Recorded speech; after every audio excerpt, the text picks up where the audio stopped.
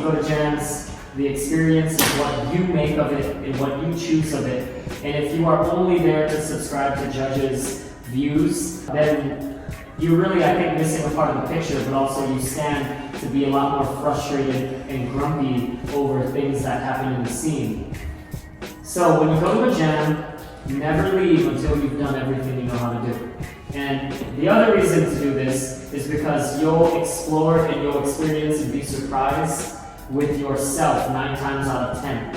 You'll experience a lot more of who you are and emotionally how you react to things when you come from a place of unpreparedness. Alright guys, so what we're doing right now is you are writing out every single combination that you feel like you own, or that you've made up, or that you've created. Whether you have it on lock or not, that's not really the biggest factor, but I want you to just take an inventory of all the mini routines or mini sets that you do that we freestyle into and out of. Because today we're going to be battling a minimum of 13 rounds per person. You're going to keep a tally next to your name. You're going to keep track of how many rounds you're doing. And I also want to have you guys keep track of how many times you are going into particular combos. Because certain combinations of moves and certain moves themselves are more safe for different people. The main purpose of this is not just to take an inventory of what you guys got, but also to push you beyond your limits and to try to experience what it's like to battle with nothing left. Because whether it's at a jam or a cypher, or whether you have all your moves when you blank out, it's an experience that a lot of you guys need to learn how to get comfortable with. Because even when you don't have your moves down, Miles, your energy and what you bring to the battle as far as your presentation should stay consistent. Okay? And I think you're going to have a lot more surprising moments when you can confidently walk into a space and be like, I got nothing left, I probably am going to lose, but I'm just going to go hard. Whatever that means, right? And you'll probably repeat. But you might find different variations of the things you already do in those moments. And I think those are kind of like the most magic moments. And I'll say this, like for this past weekend, for those of you guys who went to the jam, like you guys have seen all of my moves. And even the moves that I don't really do at jams too. So there's no surprise for you guys. With myself as the example, can you guys tell in battles how much I bullshit before I do combos? Yeah. And it's great, right? And sometimes those combos change in the moment, right? You slip out of things, or maybe you run out of space, or the music demands something else.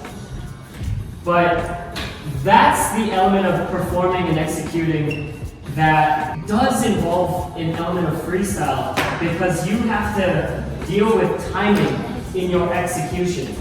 Yeah? It's almost entirely about timing and energy at a certain point as well.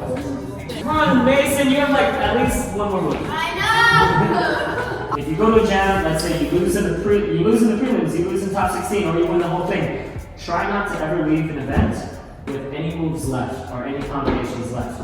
There's several reasons there. A, because of course when you go to jams, the experience is what you make of it and what you choose of it. And if you are only there to subscribe to judges' views, then you're really, I think, missing a part of the picture, but also you stand to be a lot more frustrated and grumpy over things that happen in the scene. So when you go to a jam, never leave until you've done everything you know how to do. And the other reason to do this is because you'll explore and you'll experience and be surprised with yourself 9 times out of 10. You'll experience a lot more of who you are and emotionally how you react to things when you come from a place of unpreparedness. Of like when you've hit the rock bottom of all of your content and deep inside you're like, I just don't want to do another head spin because I just did like 10 of them. Like what else you got left and how you handle and posture yourself even when the chips are down and you don't got nothing left says a lot about who you are and or at least who you want to be. So when we do this battle, now that you guys are all like several rounds in, you're allowed to repeat in terms of certain moves that you have in your combinations up here, but I don't want to see anybody repeating the same combos top to bottom. If you need to reorganize in the spot, how you'll get into, let's say, like a 90, because you already did 90s, then you're going to have to do that. If on Scout's Honor, if you have a move that you still feel sketchy about and you haven't thrown yet, this is the time to do it. We are all going to try to play on those equal terms, and ideally what should happen is we're going to have a lot more energy and a lot more hype in this battle, because we would typically then see what we haven't seen each other do. Does that make sense? Yes. I feel like just thought of something. Can we do it? Yeah, go. Can we do like parts of a combo that isn't Yes. like specifically the move, but like maybe a move? Yeah, transitions and things like that. There's like a shuffling, there's like a reorganization that happens. And I know you've all felt this because you've been breaking long enough. Like when you blank out halfway through a round, or you did part of a combination in a round, but you didn't really need to do it, and you just have to get out of it some other way. Like that is an element to freestyling that is not talked about often because it's a little in the middle. Any other questions?